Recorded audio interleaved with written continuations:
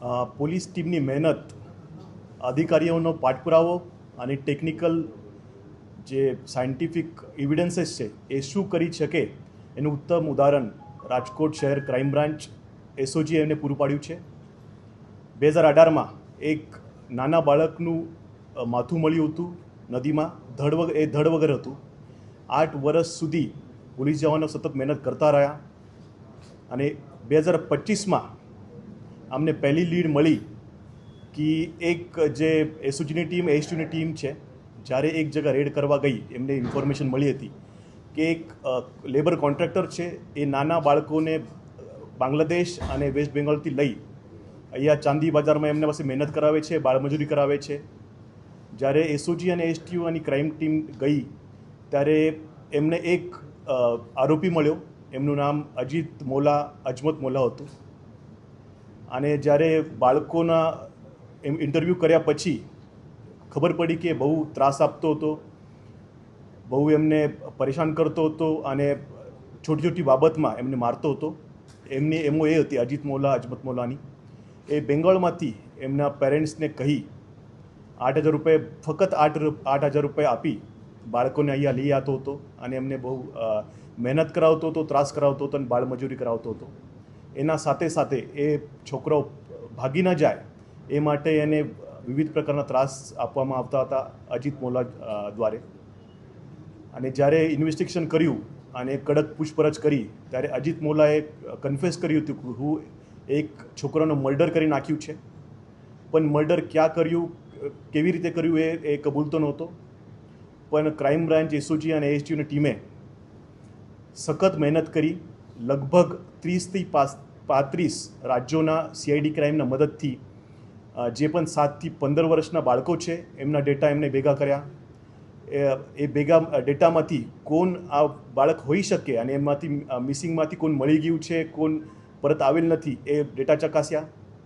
એ ઉપરાંત એમને જે ક્રેનિયલ સુપર ઇમ્પોઝિશન છે, જે ફેસ રિકન્સ્ટ્રક્શન એમને કહે છે, એ ટેકનોલોજીનો યુઝ કરી એને ફ્રેશ જે ચહેરા છે એને રિકન્સ્ટ્રક્શન કરવામાં આવ્યું અને એને ફેશિયલ રેકગ્નિશન ટેકનિકથી સરખામણી કરવામાં આવી. ત્યારે લગભગ અમને ખબર પડી ગઈ હતી 2026ના શરૂઆતમાં કે જે છોકરો જે બોડી મળી હતી 2018માં એ જ છોકરો એ ગુમ થયેલો છોકરો છે, બેંગોલમાંથી આવ્યો હતો. અને લગભગ જે 20 છોકરાઓ આવ્યા હતા બેંગોલથી, એમાંથી એક છોકરો મિસિંગ હતો, એ જ એની જ બોડી હશે એવું અમને પાક્કું ખબર પડી ગઈ હતી.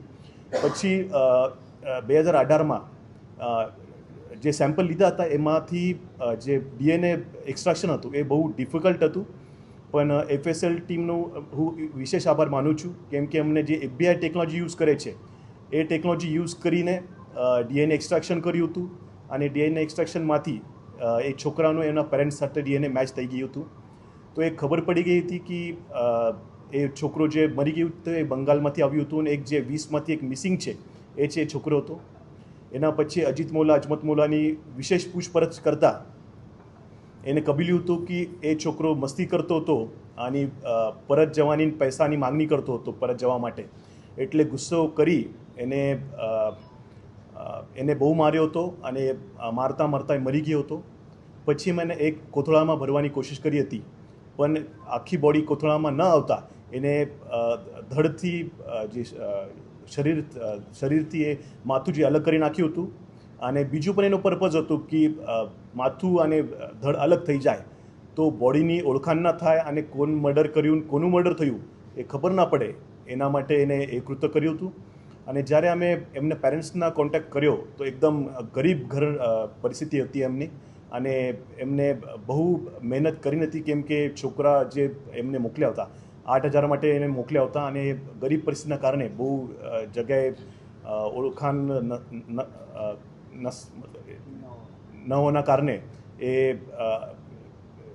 જેવી રીતે ટાઈમ જતું કે ભૂલી ગયા હતા. પણ રાજકોટ ક્રાઇમ બ્રાન્ચે 8 વર્ષ પછી એ ગુનાને ઉકેલ્યો છે અને હું Rajkot ACP crime, SOG team અને એસટીયુ ટીમ એને બહુ બહુ અભિનંદન આપું છું. અને 8 વર્ષ જૂનો ગુનો ડિટેક્ટ કર્યો એ બદલ બધી ટીમને અભિનંદન આપું છું.